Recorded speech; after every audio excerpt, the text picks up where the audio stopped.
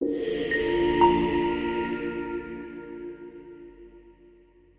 first thing Seelan Thorne noticed was that the child was not crying. Men had died screaming in those corridors less than an hour earlier. Their fear was still in the walls, in the ripped erases and spilled rushes, and the smell of iron thick enough to taste. Rain came through the broken clerestory and hissed wherever it struck a fallen coal. Seelan crossed the threshold with his sword low and ready, boots slipping in water and blood together, and saw at once the exact shape of being too late.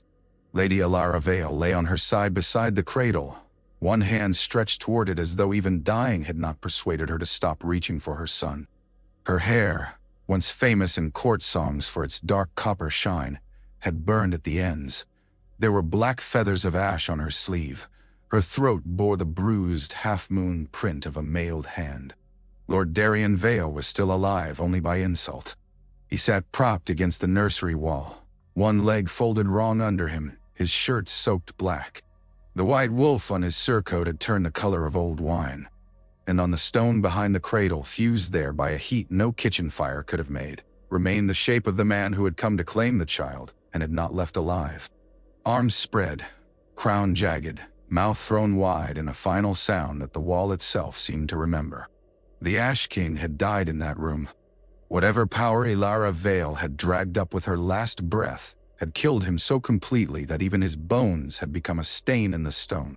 Inside the cradle, wrapped in linen gone gray with soot, the boy stared up with clear dark eyes in a silence so complete it terrified Seelan more than wailing would have. A silver mark, fresh and bright as cut moonlight, ran along the child's brow where a lock of black hair would one day fall. Darien's head lifted at the sound of Seelan's step. Some fraction of the man he had been returned to his face at once. "You came. I was sent to the eastern wall." Seelan reached him in 3 strides and fell to one knee. Rex swore they were scaling it. "Darien? I know." Darien coughed, and blood slid from the corner of his mouth. That was the point. Seelan closed his eyes for a beat that hurt more than any blade.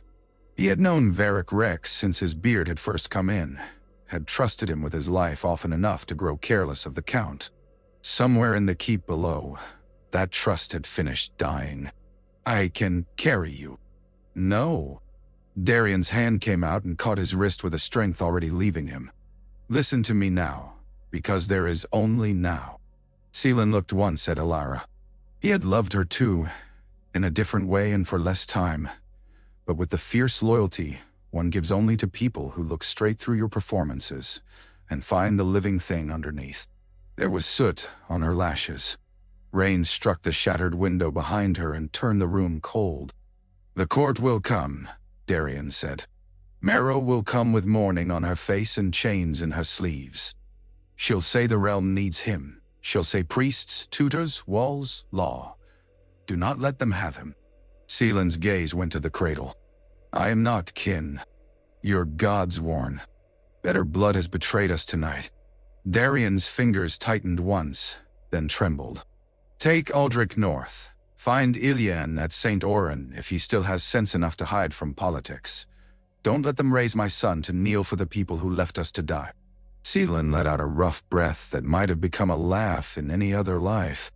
"You're giving me a child and a pilgrimage while you bleed on your own floor. I'm giving you work because grief will kill you if I don't." Darien's mouth twitched.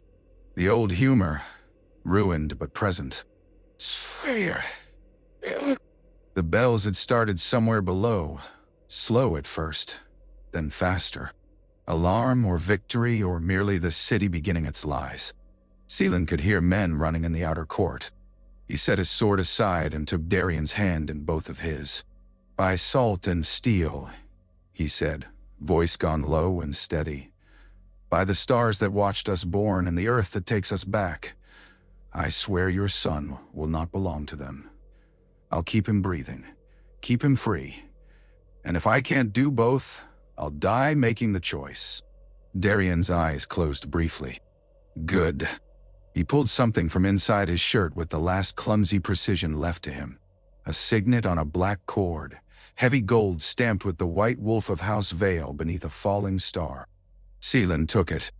Darian's gaze drifted toward Alara then, and when he spoke again the words were softer, meant for another room. "Tell him she was brave enough to frighten kings." "I'll tell him she was worse than that," Seelan said. "I'll tell him she was clever." For the first time since entering, he went to the cradle. The child watched him as if judgment had simply arrived early. Seelan slid his hands beneath the blanket and lifted him. Aldrich was warm, heavier than he looked, solid with the astonishing weight babies had, like a promise made of meat and breath. The boy made one small sound, not quite a cry, more a sleepy protest, and then tucked his face against Seelan's soaked jerkin as though there had never been any other place prepared for him. When Seelan turned back, Darian was already farther away. Not dead. Not yet. But the road between this room and the next world had opened under him. "Go," Darian whispered. Seelan wanted to say 100 useless things. That he was sorry. That the east wall had been a trap and he had been fool enough to spring it. That if he had been here 10 minutes sooner, perhaps Alara would still be drawing breath, and the stain on the wall would belong to some other dead man. Instead, he bent and pressed his brow once to Darian's blood-cold hand, then crossed to Alara and took the narrow knife she always wore hidden in her left boot, the one the court never managed to notice because they preferred beautiful lies to dangerous truths. By the time he reached the door, Aldrich had one fist tangled in the laces at his throat. "Kaelin," Darian said behind him, the voice so faint it almost belonged to memory already. He looked back. "Don't teach him to forgive too soon." Then the room was only rain, ash, and the child's steady breathing against his chest, and Seelan carried the last living piece of his friends out into a world already preparing to rename what had happened. By dawn, the lie had learned to ride faster than grief. Seelan knew that before he saw the riders on the bridge. He had taken a stable path out of the lower gate while the keep's upper towers still glowed red behind him, stolen a black horse from the remount line, and ridden through half the night with the child lashed to his chest under Alara's fur-lined cloak. Aldrich slept with the heedless confidence of the very young. Once or twice Seelan had checked to make certain the boy still breathed, terrified by how calm that sleep seemed after such a room, such a night. The silver mark on his brow had dimmed to a pale seam in the dark. The old road north narrowed at Thornbridge, where the river cut through black rock and turned white with winter melt even in early spring. Seelan reined in as soon as he saw the banners. White hawk on green field. Marrow colors. There were 8 riders in all, male bright with sleet, horses blowing steam. At their head sat Sir Garrick Marrow, nephew to Lady Azelle, and a man whose chief skill had always been mistaking arrogance for nobility. He smiled when he saw Seelan. It was the smile of someone relieved to discover that tragedy had arranged itself into a form he understood. "There you are." Seelan let his hand rest near his sword hilt but not on it. "Bad morning for ambushes, Garrick." "Escort," Garrick corrected. "Her ladyship sent us to spare you trouble." The river roared under the bridge. Seelan's horse shifted, wanting to turn. Aldrich stirred once beneath the cloak and went still again. Seelan studied the line of riders, the archers on the far side hidden badly behind the bridgestones, the absence of any priest, wet nurse, or physician in the party. Not one face among them wore honest grief. They wore urgency, possession. "Lady Azelle wastes no time," he said. "The realm cannot afford time." Garrick's gaze dropped to the bundle strapped under the cloak. "The boy must be taken into lawful protection. The line of veil is too important for sentiment." There were words that made themselves known by arriving where they ought not to have been. Lawful. Protection. Important. No mention of Darian by name.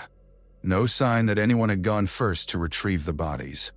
And line of veil, spoken with the kind of careful precision used only by people already dividing inheritances in their heads.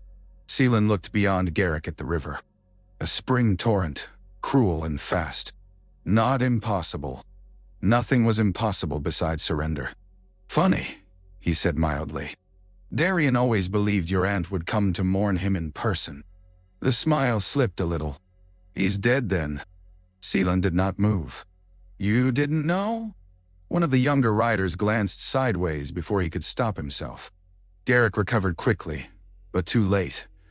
The truth was already standing in the road between them like another horse. They had known. Perhaps they had known before the bells rang. Perhaps before the first gate fell. "Give me the child," Garrick said, dropping the performance the way a man drops an empty cup. "Don't make me tell the realm you stole him from the nursery while his parents bled." Seelan almost laughed. The clean speed of it. They had written the story already, and all he had to do was live inside it. Aldrich woke then and made a small, annoyed sound, pushing his face free of the folds of cloak. The silver seam on his brow caught the dawn. Every man on that bridge saw it. Wonder, fear, hunger, each flickered differently, but it flickered. Garrick's horse took one step forward. Seelan drew. He did not remember the first seconds clearly afterward, only brightness and movement. Garrick came on with a practiced downward cut meant to drive him off the saddle. Seelan took it on the edge of his own blade and felt the shock run clear to his elbow. Two riders closed from the left. He wheeled his horse and rammed one into the parapet hard enough to spill him over the low stone, screaming, into the river. An arrow split the air past Seelan's cheek and buried itself in the neck of the second horse. Aldrich cried then, the first full cry Seelan had heard from him, furious and shocked by the world's intentions. Something in that sound sharpened every edge. Seelan rose in his stirrups, slashed low, saw Garrick's mount rear. Men shouted. The archers had no clean angle. That was the only mercy. Garrick reached for the cloak, not the sword, for the child. Seelan drove Ilara's knife under his gorget. Garrick made a wet, outraged sound and slid sideways from the saddle, hands clawing at Seelan's arm as if rank alone ought to save him. When he hit the bridge stones, the white hawk on green was red at once. For a heartbeat, no one moved. Then the youngest of the riders shouted, "He's killed Sir Garrick! He's killed him and taken the heir!" The sentence was still being born, and already knew how to live forever. Seelan kicked his horse straight at the weakest point in their line. Steel rang. Someone's blade scored his shoulder.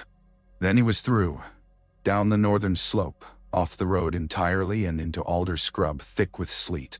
Behind him came shouts, then horns. He rode until the horse stumbled under him. Rode until Aldrich's crying had become hiccuping exhaustion. Rode until the ruined priory at Coldwater rose out of the marsh like broken teeth, and Sister Branna opened the side door with a lantern in one hand and a curse on her lips. "Saints preserve us," she said, taking in the blood, the child, the horses, foam dark flanks. "What have you done?" "Disappointed a marrow," Seelan said, and nearly fell from the saddle. Branna had been wet nurse to half the lesser nobility before she fled court for God. She took Aldrich from him with a competence that made Seelan want to weep from sheer gratitude and vanish from shame at feeling it. In the old warming room she stripped the child, clucked over bruises that were not there, and put goat's milk to his lips. Aldrich drank as though the world were not ending around him.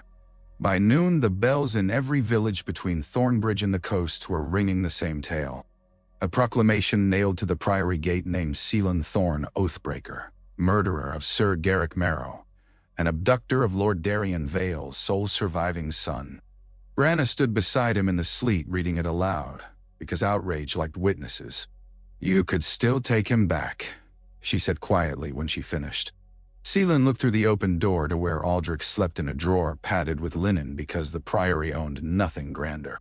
The boy's fist was tucked under his chin. Even in sleep there was stubbornness in the shape of his mouth. "No," Seelan said. It was not a brave answer. It was not dramatic. It was simply the first true thing left in the world. By the time Aldrich was 4, the sea knew his name before any herald did. Greywake lay on the outer edge of the world, or so Seelan liked to tell him, though in truth it was only a hard little holdfast clinging to a cliff with more stubbornness than stone ought properly to possess. The cottages leaned into the wind. The harbor took what boats it pleased and gave back fewer. Every person there had the watchful look of someone accustomed to weather changing its mind. It suited them. Seelan rented 2 rooms above a cooper's shed under the name Cale Thorne, and paid half his coin in advance whenever he had it, which made people curious and careful in equal measure. He hauled nets when the fishermen were short-handed, rode escort for smugglers who preferred not to name their cargo, and once spent 3 days helping a widow rebuild her chicken wall, because Aldrich had asked, with crushing seriousness, whether hens grieved bad weather. He had never meant to become the sort of man who knew how to braid a child's hair to keep it out of his eyes. Life was inventive in its humiliations. Yet there he sat some evenings in a chair too small for him, wrestling black silk with fingers made for sword hilts while Aldrich squirmed and lectured him on gulls.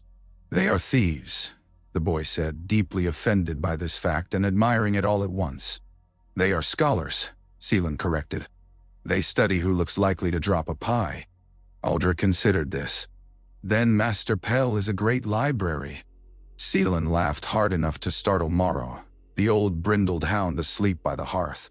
The dog raised his head, decided no one required saving, and put it down again with the solemnity of age.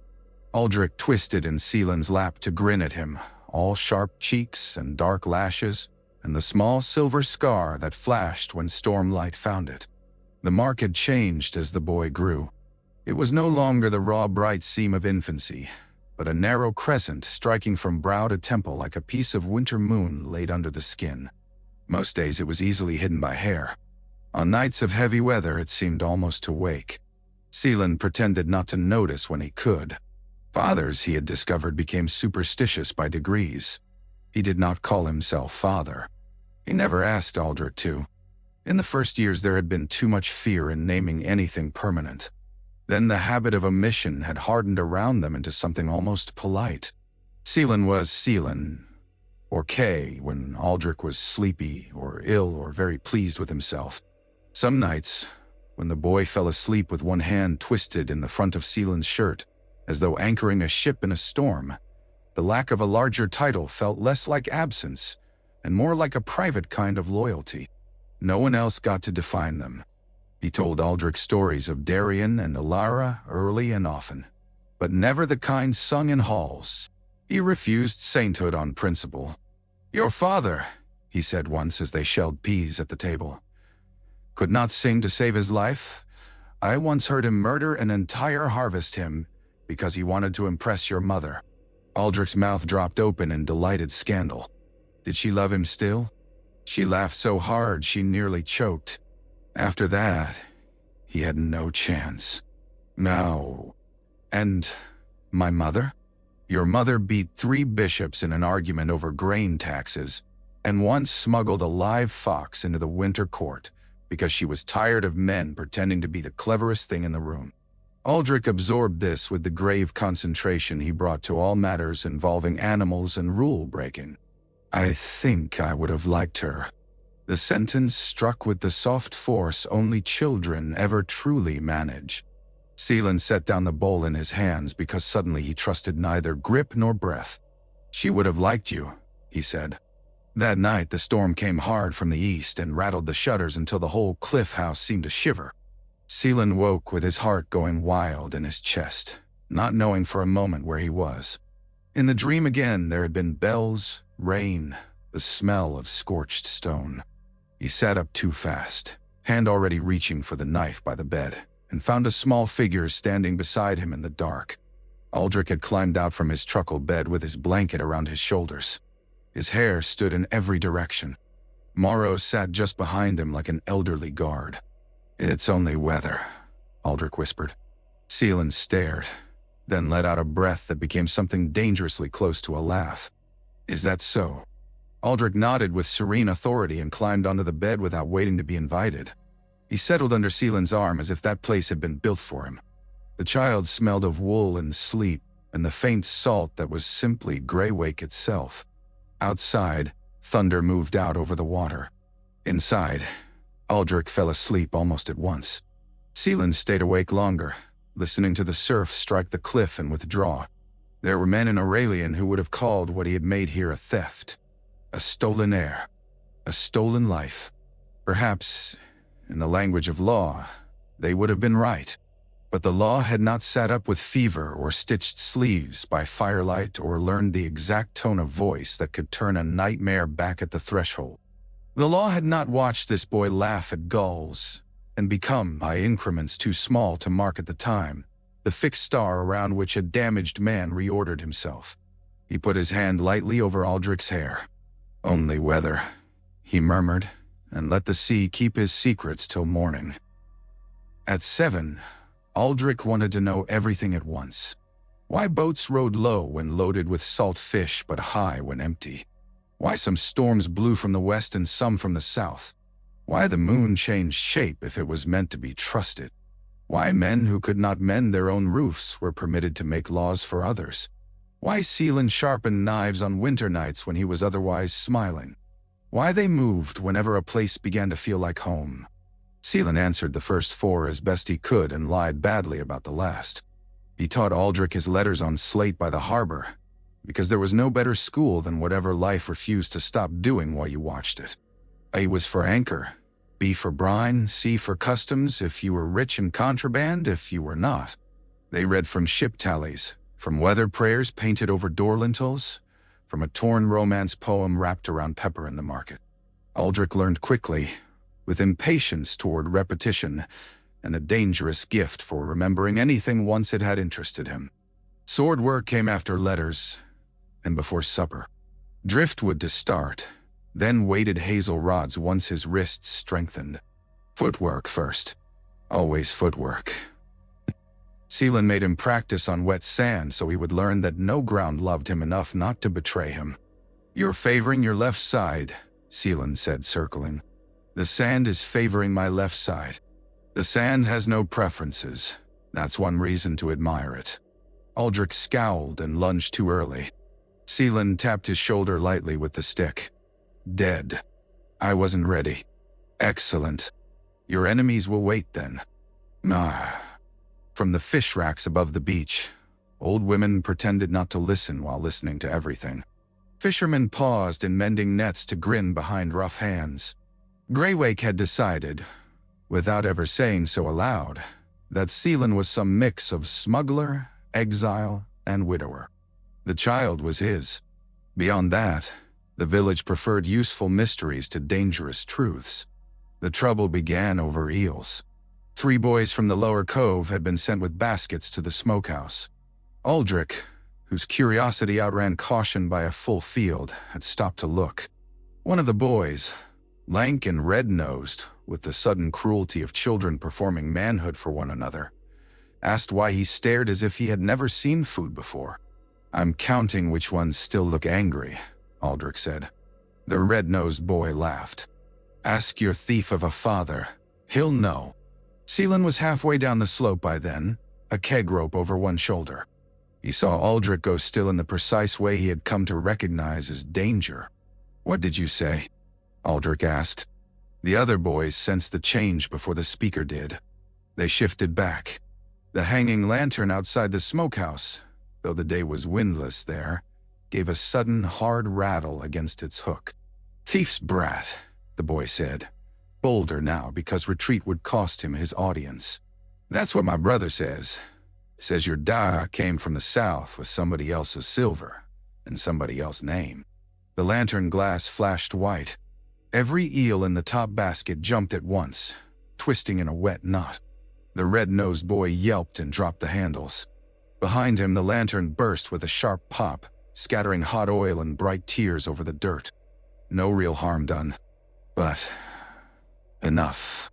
Seelan crossed the last distance in 6 strides. He caught Aldrich by the shoulders and turned him away from the other boys before anyone saw more than his face. "Home," he said.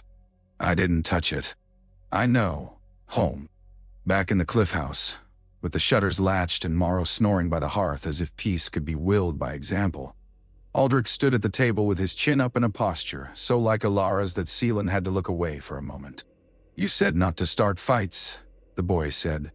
"I didn't." "No?" Seelan poured water into a cup and drank it in one pull. "You nearly finished one."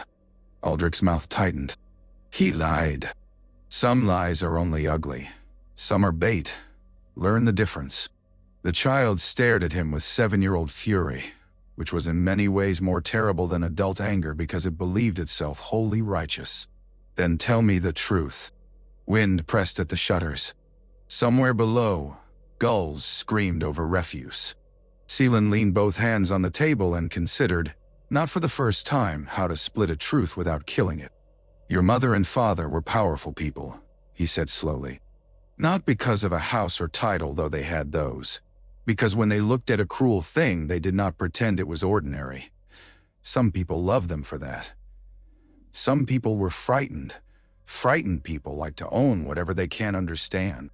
Am I what they were frightened of?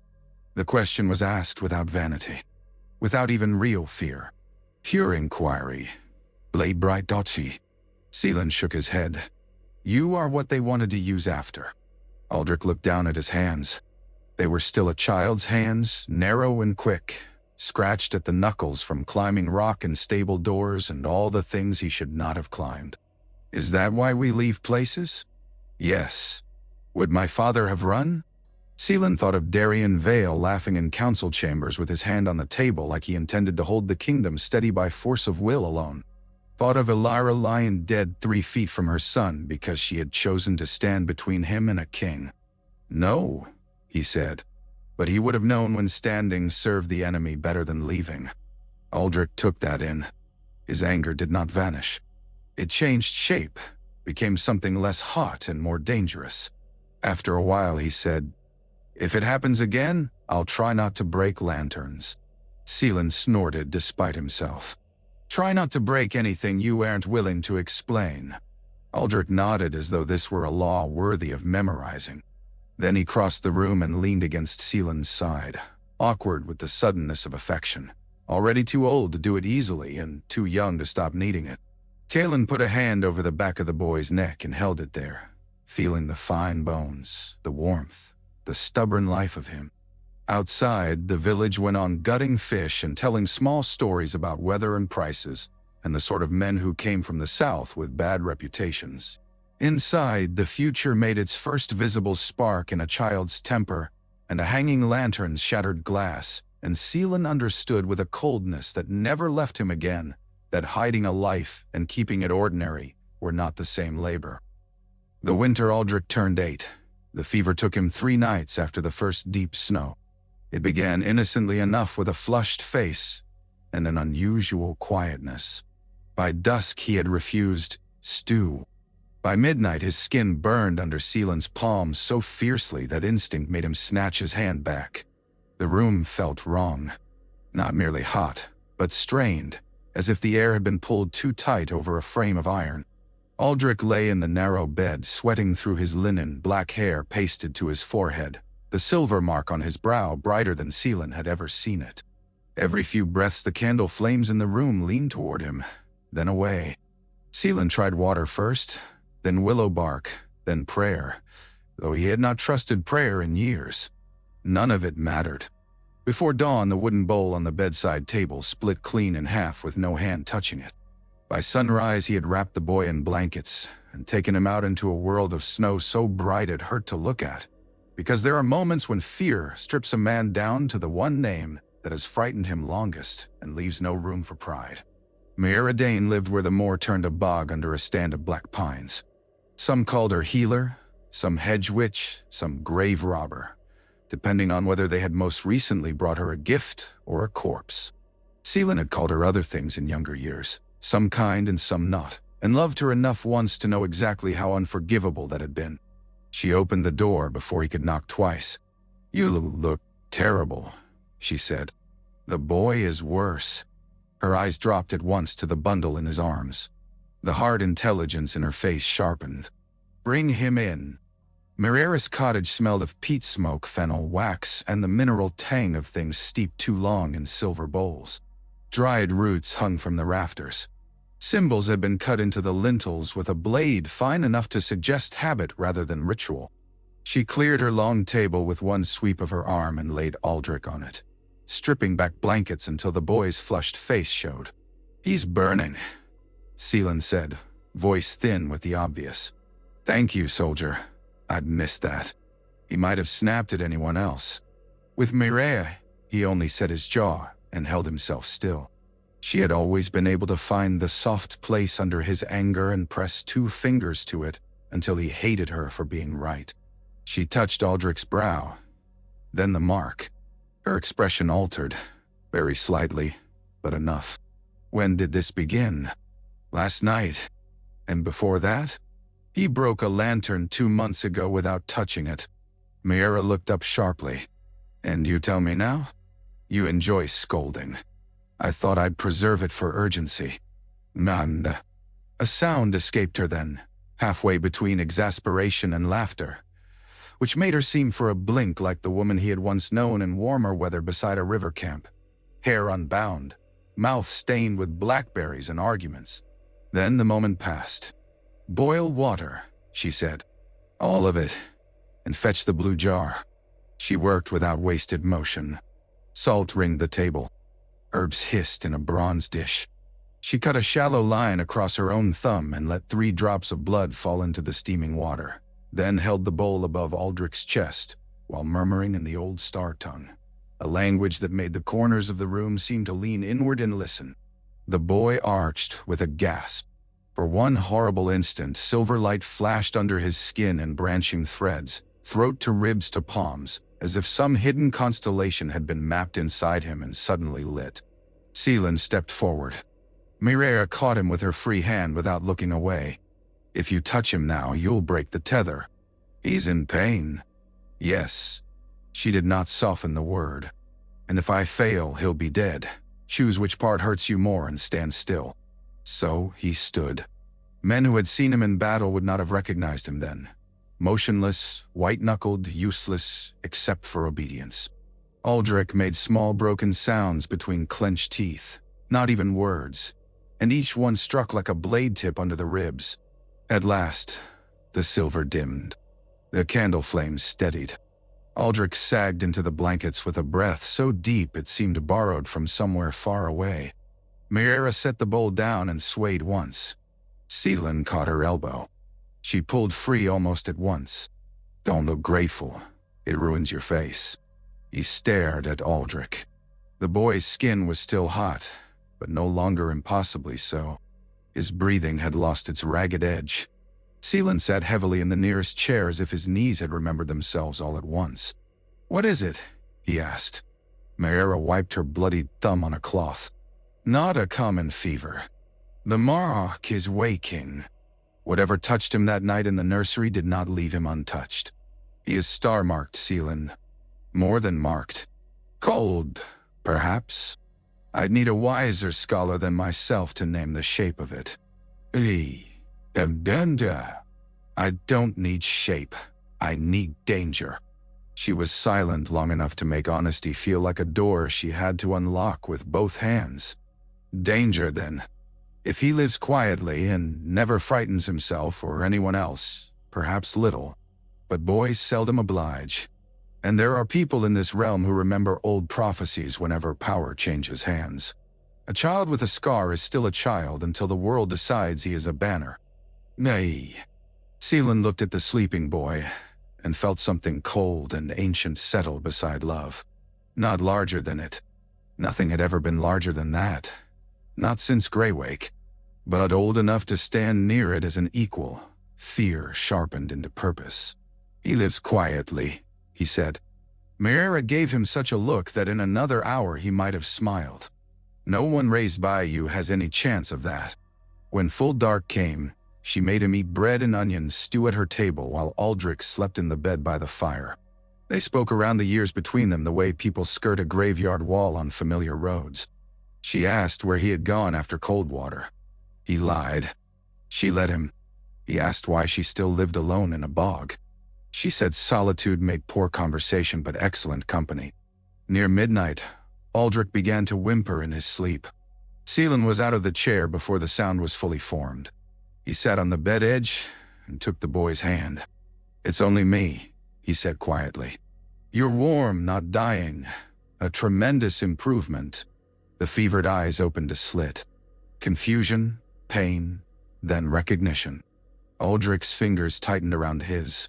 You stayed, he whispered, as if there had ever been a question. as if Seelan had not already rebuilt his whole life around the answer. "I said I would." Aldrich drifted again, still holding fast. Miera stood in the doorway watching them, her face unreadable in the peak glow. When Seelan looked up, she said only, "Kings will smell that mark one day. Let them." Brave words. "No," he said, without lifting his hand from the boys. "Practical ones." The first man came dressed as a puppeteer. It was midsummer 2 years later in Dunmire, a market town inland enough to smell of horses instead of salt. Seelan had not wanted to go. Crowds made exits complicated, and celebration made people careless. But Aldrich was 10, and had been patient through 3 moves in 2 years. Patient through weather and bad inns and roads that never seemed to end anywhere meant for him. So Seelan had agreed to 1 day of normal foolishness, in a place no one knew their faces. For the first hour it worked. Aldrich ate honey cakes dusted with too much sugar, and tried on a copper-scaled glove at a peddler's stall, and laughed aloud when a juggler dropped all 6 clubs at once. Seelan bought him a carved wooden horse with a chipped ear because the thing looked stubborn enough to please him. Rain threatened but held. The square smelled of frying onions, lamp oil, wool damp with old use. Ordinary. Blessedly ordinary. Then the puppeteer in the patched green coat turned too quickly at the sight of Aldrich's uncovered brow. Only that. A glance, a pause, a movement almost swallowed by the crowd. But Seelan had survived this long by noticing the space where coincidence failed to convince him. He set a hand on Aldrich's shoulder. "We're leaving." "No, the knife dancer hasn't." "Now." They had taken 3 steps when the puppeteer's stage collapsed behind them with a crack of wood. People shouted. 2 painted marionettes flew through the air on cut strings. The man in green came out of the tangle already holding a blade short enough for alleys and ribs. At the same instant, another figure shoved through the knot of townsfolk from the other side. Face hidden by a sheep mask from the midsummer play, sword bare. A good ambush always used confusion as its first accomplice. Seelan moved before thought caught up. He shoved Aldrich behind an overturned cider barrel and drew, turning with the puppeteer's first strike, so the knife scraped mail instead of finding kidney. The second attacker came in hard from the left. Around them the square dissolved into screams and scrambling feet. Rain began all at once, sudden and heavy, turning dust to slick black mud. The puppeteer said, very clearly and very close to Seelan's ear, "For the ash." The sheep-masked swordsman wore the green and white braid of Merrill livery under his sleeve. That was the moment Seelan understood that hatred and politics had found common cause. The dead king's loyal carrion and the living court's respectable knives, both reaching for the same boy. It would have been funny in a colder life. The puppeteer slashed low. Seelan caught his wrist, broke it, and drove him backward into the shattered stage. Wood splintered. The man screamed. Before the sound finished, the swordsman was on Seelan with enough training to matter. Steel rang twice in fast succession. Mud splashed to the knee. Seelan gave ground only to buy sightline, only to keep Aldrich behind him. The sheep mask tilted. Through one eye hole, he saw not fanaticism but wages. Hired work. That made it easier. Then Aldrich shouted, not in fear, in warning. Seelan ducked on instinct. A third man, whom he had not seen among the cider barrels, missed his throat by less than an inch. The blade took a lock of hair instead. Aldrich stood beside the barrel now, wooden horse still clutched in one hand, face bloodless. The silver mark on his brow was bright in the rain. "Down!" Seelan roared. Too late. The hidden man turned toward the boy. What happened next was small enough that half the square later denied it. A lantern hanging from the ale stall burst. Not shattered by blade or elbow, but burst, glass flashing out like ice in sunlight. Flame leapt across spilled spirits in a bright sheet. The attacker swore and stumbled back with his sleeve on fire. Aldrich stared at his own free hand as if it belonged to someone else. The hesitation killed the third man. Seelan crossed the distance in one stride and drove Alara's knife under the man's jaw. After that, there was only work. The swordsman in sheep's wool lost his footing in the mud and his life a heartbeat later. The puppeteer tried to crawl. Seelan ended him because mercy in public squares tended to breed funerals elsewhere. By the time the town watch arrived, rain had hammered blood into pink rivers between the cobbles. Seelan took Aldrich and ran before anyone clever could begin asking questions. They made the tree line north of Dunmire by dusk, and kept walking in rain that turned every branch to cold fingers across the face. When full dark came, Seelan found a hollow between roots and built a mean little fire under a shelf of stone. Aldrich sat opposite him wrapped in two cloaks, knees drawn up, the carved wooden horse still in his lap. He had not spoken since the square. Seelan cleaned his blade, then his hands. There is no honest way to wash blood from your fingers in front of a child who has just watched you make it. The water in the tin bowl turned black, then red, then pink. Rain drummed on leaves overhead. Finally, Aldrich said, "You killed them." Seelan looked up. There was no accusation in the words, only astonishment worn down to bone. "Yes." "How many men have you killed?" "Too many" was the truest answer. "Uselessly many," another. "Enough to know when not to start." Aldrich's gaze dropped to the horse in his lap. "They came for me." "Yes. Because of the scar. And because of your name." Silence again. The fire popped. "When were you going to tell me?" Aldrich asked. Seelan set the rag aside. There had been 100 moments to choose from over the years, and because none of them were perfect, he had let them all go by. It was a failure so ordinary he almost hated it more than his grander ones. "Before men with masks tried to teach you first," he said. "That is not an answer." "No." Seelan leaned forward, forearms on his knees, the posture of a man preparing to break his own ribs with truth if need demanded it. "Your father was Lord Darien Vale. Your mother was Lady Alara Vale. The Ash King came for them because he feared what their blood might become in you. He died in your nursery. They did not. Lady Isel Marrow wanted the last heir of their house under her roof and under her hand, before the bodies were cold. I took you away because your father made me swear they would not have you." Aldrich's face did not change at first. Children can hear catastrophe with terrible composure because imagination reaches the wound a moment later than words. "They think you stole me," he said. "Yes." "Did you?"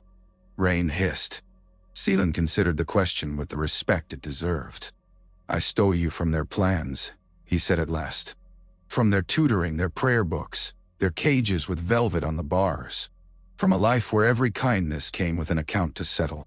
If you mean, did I carry you away from the house of your birth and never ask your leave, then yes. You were an hour old. Your opinion was difficult to gather." "No." Aldrich made a small strangled sound that might have become laughter if it had met easier weather. Instead, it became anger. "You should have told me." "I should have." "You lied." "I omitted." "That is lying for cowards." Seelan accepted the blow because it landed where it belonged. "Fair." Aldrich's eyes shone in the firelight, not with tears exactly, but with the effort of holding too much feeling in a frame still built for simpler burdens. "I don't know who I am." Something in Seelan answered before caution could dress it up. "You're the boy who shares stew with dogs when he thinks I'm not looking. You're the child who asked whether hens grieve weather. You're the best thing your parents ever made, and the only reason I didn't rot into the sort of man the world expected. The rest, house, claim, prophecy, whatever drunk priest muttered over your cradle, can wait until morning." Aldrich looked at him for a long time. Then carefully, as if laying down a weight he could not keep carrying alone, he set the wooden horse beside the fire and said, "I remember your face more than I remember theirs." Seelan had no defense prepared for that. None. He bowed his head once. "In this life," he said quietly, "that may be the cruelest mercy either of us gets." St. Oran Monastery had been built for men who wished to hear God over themselves. This made it a peculiar refuge for Seelan, who had never been accused of quietness, but a perfect one for Brother Ilion, who trusted silence the way some men trusted walls. The monastery clung to a mountain ledge above pine forests and cloud. Its corridors smelled of lamp smoke, old vellum and clean stone. Snow gathered in the corners of the cloisters and took weeks to melt. Bells marked the hours with an indifference so complete it felt almost merciful. Brother Ilian met them in the gatehouse, wearing a plain wool robe the color of ash, and a look of profound disappointment that never once convinced Seelan it was sincere. "You've aged badly," the monk said. "So have you? I had God to help me. You had only bad choices." Then he took Aldrich's face gently in both hands, studied the scar, and swore in the old campaign dialect he had once forbidden junior officers to use. It was the most affectionate greeting Seelan had heard in months. They stayed through one winter and then another. Aldrich grew lean and quick in the mountain air. He learned the names of kings who had held power briefly and servants who had held it longer. He learned law from cracked codices and old star language from tablets older than the current church. He learned that history was mostly the story of who had enough scribes to make theft look like order. Brother Ilian taught with a precision that bordered on cruelty and a kindness that preferred never to be observed directly. "Do not trust any chronicle that flatters itself," he told Aldrich one evening over a map crowded with old borders, "and never mistake a crown for a mind." Seelan watched these lessons from the edges, restless in cloisters, useful everywhere else. He split wood, repaired walls, rode mountain paths with supply mules, sparred with Aldrich in the outer court when weather allowed. At night he sometimes sat with Ilian over thin wine and thicker resentments, naming old comrades as if reciting the dead could keep betrayal from breeding in the dark. It was in the second winter that the secret broke. Aldrich was 12 then, tall enough that childhood no longer concealed itself easily in him. He had begun to resemble Darien in the line of the jaw and Alara in the gaze that made evasion feel shabby. One evening he came late to supper, quieter than usual, and said almost nothing while the monks argued over seed grain and the likely severity of spring floods. Seelan noticed, because he noticed everything where Aldrich was concerned, and said nothing because he had learned that some storms arrived only if invited. After the meal, Aldrich did not follow him to the sparring court or the fire. He went instead to the outer cloister where snow had drifted knee-deep along the arches. Seelan found him there staring into the dark. "What did you overhear?" he asked. Aldrich did not turn. So, there was something. There was no point insulting him now. "Ilian talks too loudly after wine. You put Captain Rex on the east wall." The words came out level, controlled. That was worse than shouting. "You vouched for him. You pulled the nursery guard away because you trusted the message he sent." The monastery bell struck the hour behind them, a slow iron sound rolling into snow. Seelan looked at the white court, the black sky, anywhere but the boy's face. Yes. Aldrich finally turned. His eyes were darker in winter, or perhaps the mountain nights only taught them how. "Then you are why they died." The sentence did not wound because it was cruel. It wounded because it had already lived in Seelan's own skull for 12 years and was tired of being alone there. "Yes," he said again. Aldrich drew breath to say more and failed at it. Anger and grief made enemies of each other in his expression. "Why didn't you tell me that too?" "Because I wanted at least one thing in this world not to be improved by my silence." Seelan's voice was flatter than he intended. "And because when you were small, I was afraid you'd hate me. Later, I was afraid you'd be right to." Snow feathered down through the open arches, bright in the lamplight. Somewhere below, a mule brayed at the cold like a man cursing taxes. Aldrich folded his arms hard across himself. If you had not moved the guard, Rex would still have found another gate, or another hour, or another fool to trust. Perhaps. Seelan forced himself to hold the boy's gaze. "But I did move them. I did trust him. I heard danger where I expected it, not where it truly was. That mistake is mine entire." Aldrich's mouth tightened. "How do you live with it?" "There are questions that admit no noble answer." Seelan leaned one shoulder against the cloister pillar and looked up into the falling snow. "Poorly," he said. "At first, with drink. Then with violence. Then with the sort of busy cowardice men rename duty. After Greywake." He stopped, because sentiment sat uneasily in his throat, and because truth, once begun, required more than style. "After Greywake, I lived with it by making breakfast, by teaching you letters, by pretending the next sleeve I mended might outweigh one dead house, if I mended it well enough." Aldrich stared at him, breathing hard through his nose. Young enough still to want villains and old enough to recognize the ruin of finding only men. "Was saving me penance?" he asked. "No." Seelan answered so quickly the word almost struck the stone. He pushed off the pillar and stood fully upright, the whole weight of himself in the answer. "No, you were never payment for anything, not debt, not absolution. I loved your father before either of us needed shaving and your mother before she trusted me. And I took you because he asked and because she would have asked if she'd had breath. I stayed because at some point you stopped being the last duty they left me, and became simply you. If there is penance in this life, it lies elsewhere." The wind shifted. Cold moved through the arches like a living thing. Aldrich looked away first. His face, when seen in profile, was too young for the conversation in it. "I wanted you to be innocent." Seelan let out a laugh without humor. "That makes one of us." For a long time neither spoke. The bell marked another quarter hour. Snow thickened over the cloister stones. Then Aldrich said, still facing the dark, "If you wanted absolution, you would have lied better." Seelan felt something loosen in his chest that had been rusted shut for years. Not forgiveness. Nothing so clean. But perhaps the door by which it might someday enter. "No doubt," he said. Aldrich turned back. He stepped once through the snow and then, with the awkwardness of a boy almost too old for open comfort, and not yet wise enough to disguise the need, leaned his forehead briefly against Seelan's shoulder. It lasted only a second. It was more mercy than Seelan had earned from many kinder gods.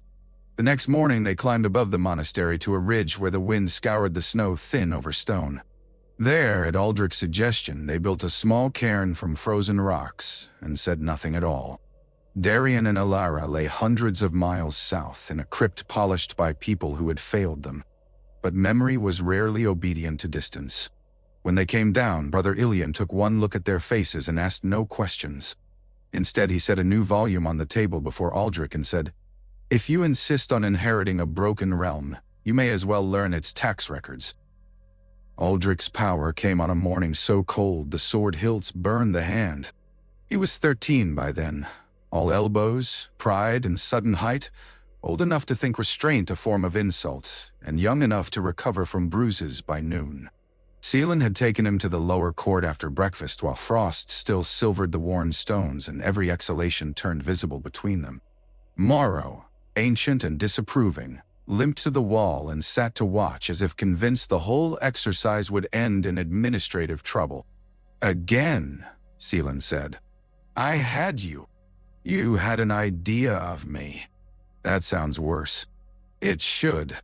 Aldrich came in fast, too fast, using the extra reach he had grown into over the winter and the impatience he had carried since birth. The blunted practice sword rang against Seelan's with a force that would have mattered if matched by judgment. Seelan yielded one step, turned the line and tapped Aldrich's ribs. "Dead. You say that every time. Because you die every time." Aldrich bared his teeth in a grin too fierce to be called cheerful. Something wild lived in him and love challenged the way flame loved air. He reset his stance. Weight low, black hair damp at the temples from exertion. "Again," he said. This time he held back half a breath before the lunge. "Better." Seelan met him, felt the improvement immediately. Blade to blade, shoulder to shoulder, boots scraping frost into powder. For 3 clean exchanges, Aldrich thought, instead of merely reacting. Then Seelan feinted high and drove a hard strike toward the sword wrist. Aldrich saw the opening that did not exist and panicked, not for his own pain but for loss. Later, neither of them would admit how obvious that was. In the instant before impact, fear lit him. Silver flared down the practice blade. Not metaphor. Not cleverness of sunlight. Actual fire, though fire was the wrong word for something so cold-looking.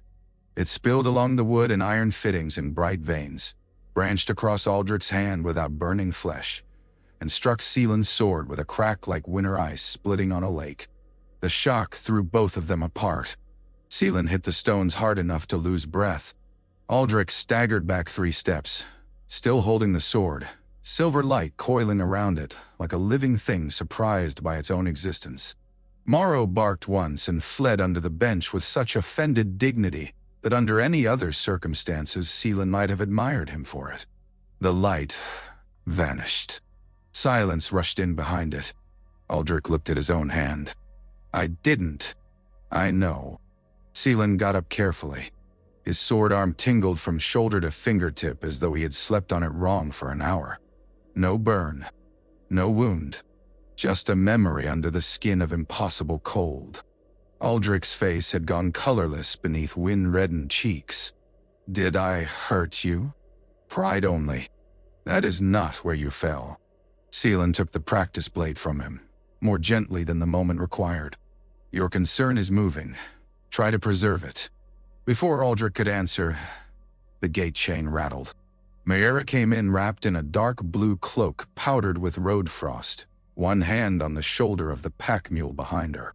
She looked from the scorched line cut across the courtyard stones to Seelan's expression to Aldrich's brightened scar and said, Good. I was worried I'd arrived before things turned inconvenient.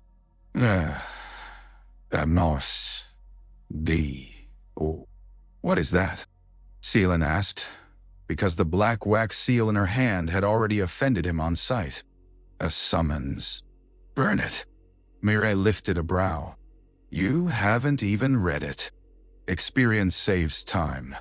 Brother Ilian joined them a moment later with the slowness of a man conserving irritation for accuracy. He broke the seal himself and read in silence while the mountain wind tugged at the parchment. When he finished, he handed it to Aldrich rather than Seelan. It bore the crest of the Regency and the black lantern of royal instruction beneath it. By decree of Lady Isel Merrow, Regent of the Sun Throne, all marked heirs of the old blood were commanded to present themselves at the Hall of Lanterns before the Feast of Cinders for instruction in state. Failure to comply would be taken as refusal of lawful protection, and might invite military enforcement under the Steward's Articles. Aldrich read it twice. His face changed as he did. Seelan did not bother to hide his disgust. There. See? Threats in silk. Nah. Law in silk, Ilian corrected. Which is more dangerous? I won't send him. Aldrich looked up. It doesn't say send. Seelan turned on him. Do not start. Why not? They know where I am now. If I refuse, they come here. If I run, they follow. At least there I can learn what they think I'm meant to be. What they think you're meant to be is a mouth reciting their versions of your dead. Mayera leaned against the mule's flank as though watching weather gather. And what do you think hiding in cloisters has made him? Invisible? Seelan ignored her because he knew better than to spend anger where it would be returned polished. The South will swallow you. Aldrich's chin lifted. Then perhaps I should learn how to bite. For one astonished second, Seelan heard Alara so clearly in the boy's voice that it almost stopped his heart. This is not a game, he said. No, Aldrich shot back.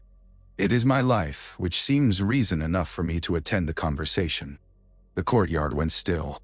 Even Ilian, who had heard more fatal arguments than most battlefield surgeons, chose silence.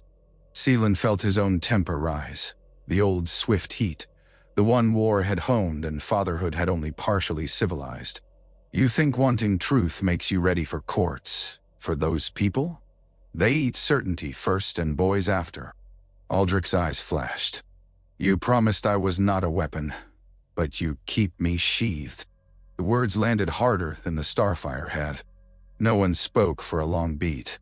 Then Ilian said quietly, If the Regency sends soldiers up this mountain, the monastery becomes a fort whether I consent or not. I am too old for sieges, and too fond of my books to let you start one out of love." "No,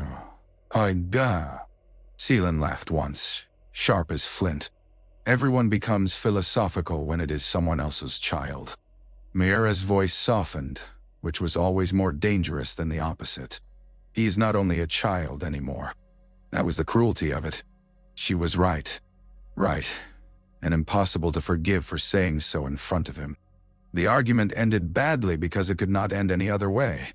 Seelan left the courtyard before he said something he would have to spend years repairing. Aldrich did not follow. By evening, the letter still lay unburned on the table between them like a third presence at supper.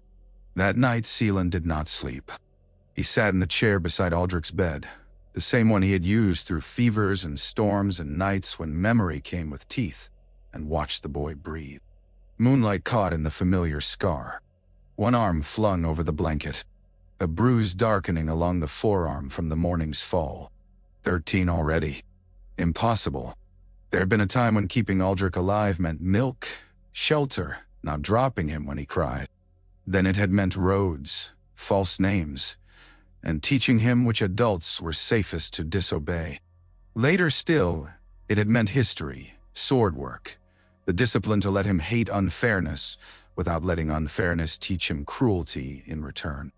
At every stage, Seelan had thought, this is the difficult part. Then another arrived. By dawn he understood, in the exhausted way one understands grief after fighting it for a decade, that love did not make him sovereign. It made him accountable. When Aldrich woke, Seelan was already dressed for travel.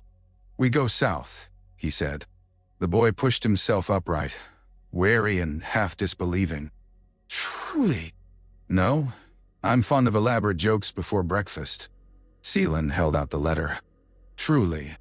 Aldrich took it carefully, as if afraid sudden motion might change the answer. Seelan looked away before the gratitude in the boy's face could do real damage. "Do not thank me yet. I intend to be impossible the whole road." Something quick and warm crossed Aldrich's expression. "You've had years of practice. Ungrateful already. Good. That will help at court." The road south taught Aldrich more in 3 weeks than some princes learned in a decade. People watched him before they knew him. Sometimes because the scar showed when the wind lifted his hair. Sometimes because Seelan rode like a man too, used to trouble to pass for harmless. In market villages, women touched 2 fingers to their lips and brow when they heard the name Vale. Old soldiers at roadside shrines stared openly, measuring the dead and the living. Once, outside a stone bridge town with 3 burned mills, a drunk veteran saw Seelan and laughed without humor. "Thought you'd be handsomer as a legend," he said. "I've disappointed better men," Seelan replied, and kept riding. Aldrich said little during those days. He watched. That was the habit Seelan trusted most in him. He watched ruined watchtowers overgrown with thorn, and new granaries built atop older graves. He watched how local reeves bent twice as low to marrow tax riders as to village mourners. He watched how people praised peace with the strained voices of those who remembered the cost of war, but not yet the cost of whatever had replaced it. When the capital finally rose out of morning mist, it seemed less built than imposed. Aurelian climbed 7 hills above a black river, all white towers and dark walls and bridges heavy enough to suggest permanence as threat. Bronze saints stared down from gatehouses. The palace itself sat at the city's heart like a polished weapon, its windows catching light in long cold flashes. Banners streamed from every parapet, the Regency hawk beside the sunburst of the old line, sewn together as though cloth could persuade history to cease objecting. At the lower square stood statues of Darien and Alara Vale. Someone had kept them bright.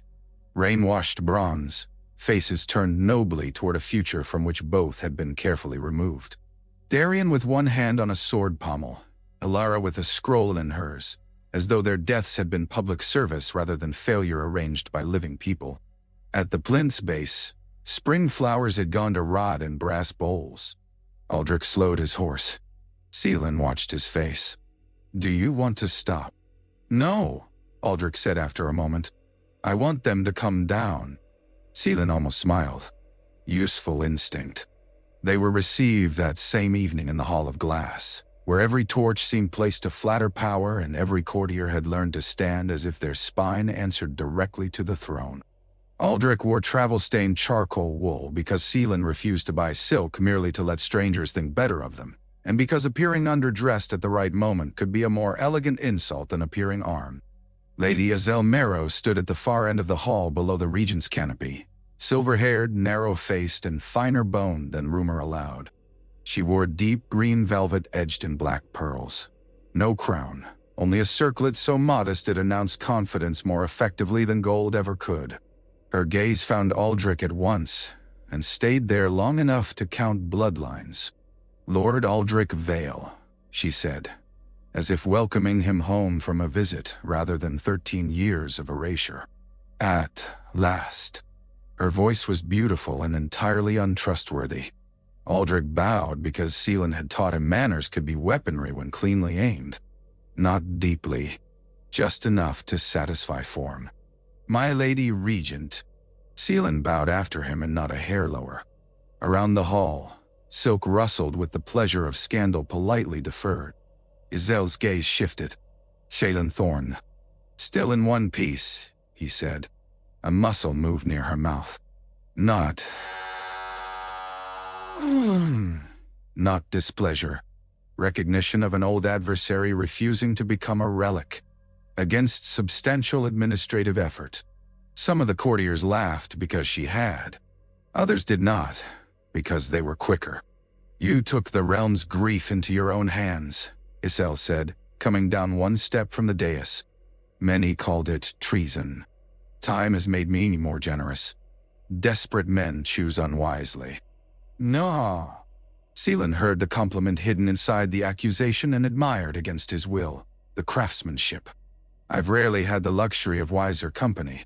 Aldrich felt the strike and counter-strike between them like a weather front. The court watched his face almost more than theirs, measuring resemblance, patience, ambition, fear.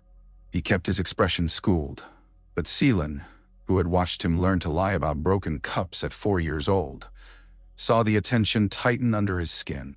Iselle turned her full regard upon him again. You favor both your parents in unfortunate degree. Is that a warning? Aldrich asked. Several heads lifted. Somewhere on the left, a jeweled lady nearly dropped her fan. Iselle smiled. It transformed her face without making it kinder. An observation. Your mother preferred truths with edges. Your father preferred courage to timing. The realm has paid for both preferences, Aldrich said. The realm seems skilled at sending others the bill. There it was. Seelan kept his own face still by force. Ilian had taught the boy history. Apparently the boy had listened with taste. The regent studied him with renewed interest. The Hall of Lanterns may yet serve you. And if it does not, Aldrich asked, then it will at least serve the kingdom by having tried. Before Seelan could answer that obscenity, movement at the edge of the dais drew his eye. A man stood half a step behind the regent's chair in dark court armor with no helm, and a scar across the chin that had once been newer. Broader now, thicker at the waist, jeweled at the fingers, but Varric Rex all the same.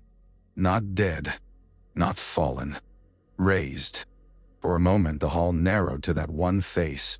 Rex saw recognition land and inclined his head by the smallest degree, as if acknowledging an old debt at table.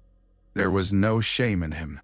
That, more than anything, made murder feel reasonable. Aldrich followed Seelan's gaze.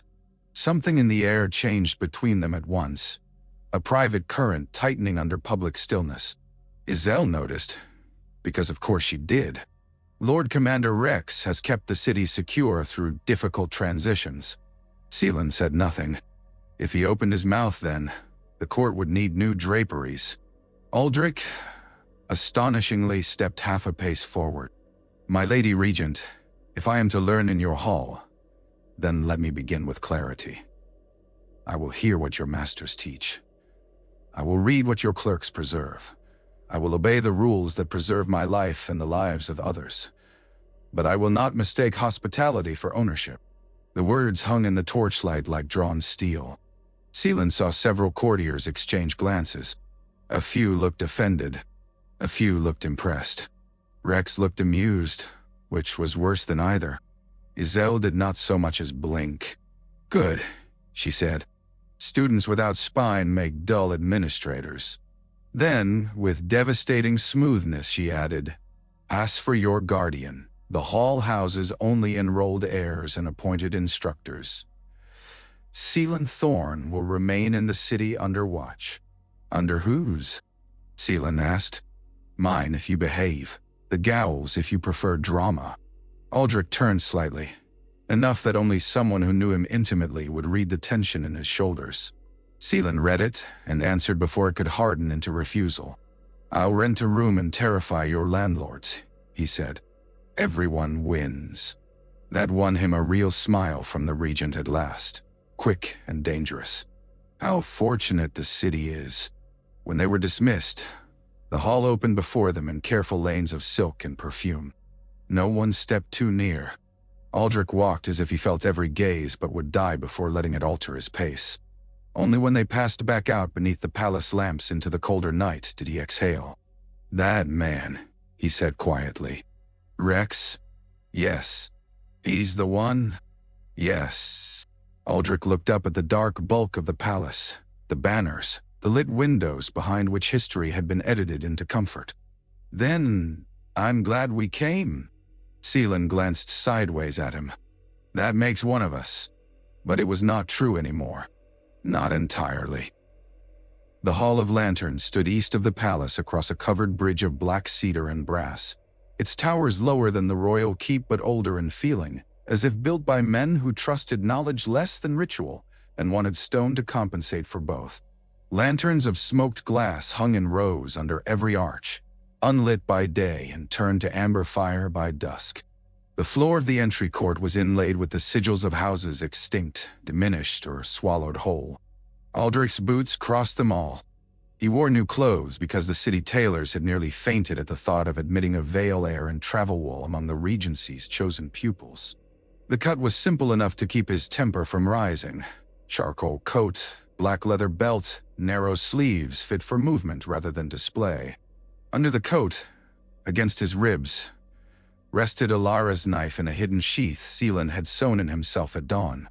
Around his neck, on a black cord, lay Darian's signet ring. Not visible. Present. Seelan approved of every concealed weapon and none of the ceremony. Other students were arriving by carriage and escort. Sons and daughters of lordly houses, fostered hostages made elegant by language, clever bastards in expensive boots, island heirs with sealskin cloaks, one tall girl from the eastern marches, carrying herself like she had only agreed to attend because war had been temporarily postponed. They looked at Aldrich in the way people looked at storms coming over water, gauging distance, possible damage, and whether they might plausibly claim later to have expected it. Seelan stood with him beneath the entry arch until the queue thinned. "Any final wisdom?" Aldrich asked. "An endless quantity. Very little of it fit for first lessons." "Try me." Seelan folded his arms. He had imagined this moment on worse nights than he cared to count and had prepared, in those imaginings, for eloquence. What came instead was the blunt inventory of a man who had learned love through logistics. "Eat before you're hungry when you can," he said. "Being tired makes fools of the bright. Never let anyone choose your horse for you if you can help it. Learn the servants' names before the noble's children decide whether to like you. The first matter more. When a man flatters your blood, count your fingers after. When a woman flatters your mind, check whether she's trying to rent it." Aldrich's mouth twitched. "That last one sounds particular." "It is. Did it happen to you?" "Frequently. I remain remarkably overpriced." That won the smile he had been hunting. Quick, but genuine. It changed Aldrich's face back toward the boy from Greywake for one forgiving second. Seelan reached under his cloak and drew out a short blade in a plain leather sheath. Nah, a court piece, not jeweled. Good steel worn smooth by years. Aldrich recognized it at once. Elara's knife, he said. She'd be offended to know it spent 13 years on my hip while you entered a school of liars without it. Seelan held it hilt first. Use it only if walking away is deadlier. Aldrich took it with care. And if both are deadly, choose the option that inconveniences your enemy longest. The smile faded. The real thing arrived at last, stark as winter. Aldrich looked toward the inner doors where robed masters were checking names against wax tablets. You cannot come with me. It was not a complaint. That made it worse. No. And you cannot stab the regent. Not immediately, no. Shailen, Dortui. He met the boy's eyes. There was fear there, properly hidden, and excitement. And something else harder to endure than either. Trust offered without certainty. It humbled him more violently than shame ever had. I'll be near, he said. There's a widow near the tanner's quarter who rents rooms without questions if paid in honest coin. I intend to become her least favorite guest. If you send word, I'll come. If you don't send word, I may come anyway if the city feels too pleased with itself. Nani, Mbe, Kyle. Aldrich lowered his voice. What if they make me like them? Seelan went still. It was exactly the sort of question the boy would ask only when the truth of leaving had finally found him. They might teach you their manners, he said. Their histories, their habits, their cowardices dressed as caution. Let them learn it all. But likeness is not ownership. You were not made by halls and titles. You were made in fire, grief, sea wind, stubbornness, and every bad road between. They would need much better workmanship to unmake that. None, Aldrich swallowed. The scar at his brow caught the lantern glow. And if I change, you will. Seelan allowed himself then, one hand on the back of the boy's neck, the old gesture from the cliff house and the monastery, and every place in between. Change well. A bell rang within the hall. One of the masters, a severe woman with silver-threaded sleeves and a face that suggested she had never found charm educational, called Aldrich's name. There was no ceremony left to hide behind. Aldrich straightened.